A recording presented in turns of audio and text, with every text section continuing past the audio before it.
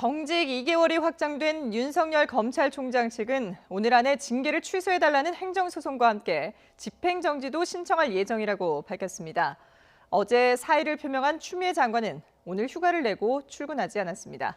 취재기자 연결합니다. 박석영 기자. 네, 대검찰청입니다.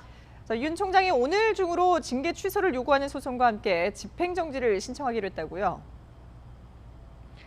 네, 윤석열 총장 측 변호인단은 오늘 안으로 서울행정법원에 소장을 접수할 계획이라고 밝혔습니다. 이완규 변호사는 오늘 아침 기자들에게 입장문을 보내 이 같은 뜻을 전했습니다. 다만 일과 시간에 접수하긴 어려울 것으로 보여 일과 시간 이후 전자소송으로 접수할 방침이라고 덧붙였습니다. 앞서 윤 총장은 어제 징계위원회에서 정직 2개월을 의결한 지 4시간 만에 징계에 불복하겠다는 뜻을 밝혔습니다.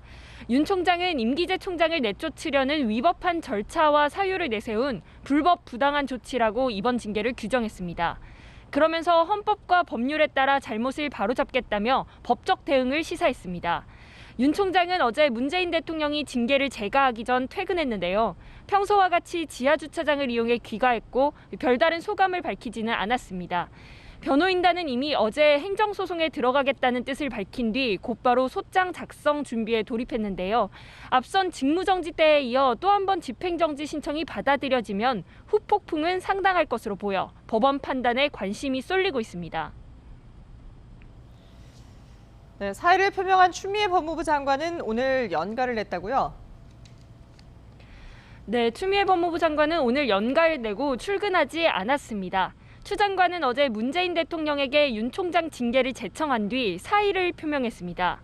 문 대통령은 추 장관 사의 표명과 거취 결단을 높이 평가한다며 숙고에서 수용 여부를 판단하겠다고 말했습니다. 또 추 장관 추진력과 결단이 아니라면 권력기관 개혁이 불가능했다며 마지막까지 맡은 소임을 다해달라 당부했습니다.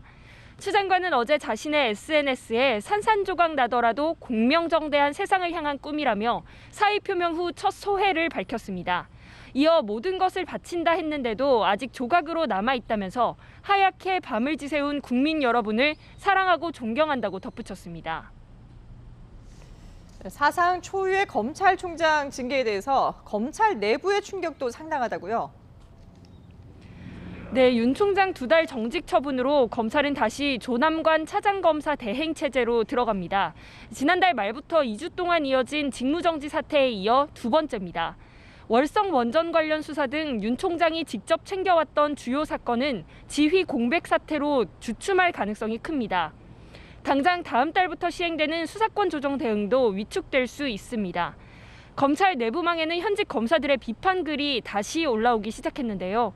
한 부장검사는 징계위원들이 공정을 이야기했지만 결국 답은 정해져 있었다며 최소한의 양심을 기대한 자신이 어리석었다고 적었습니다.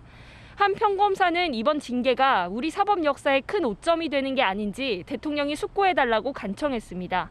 직무배제 사태에 이어 2번째 집단 성명도 등장했습니다. 서울중앙지검 부부장 검사들은 징계 사유는 물론 절차 전반에 중대한 흠결이 있어 바로잡아야 한다고 주장했습니다.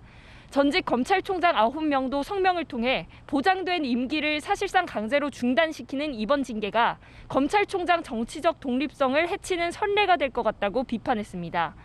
총장 징계가 현실화되면서 집단 반발 수위가 더 높아질 수 있다는 관측이 나오지만 검찰 내부에서는 검찰개혁에 저항하는 것처럼 비칠까 조직적 움직임은 자제하는 분위기도 있습니다. 지금까지 대검찰청에서 YTN 박석영입니다.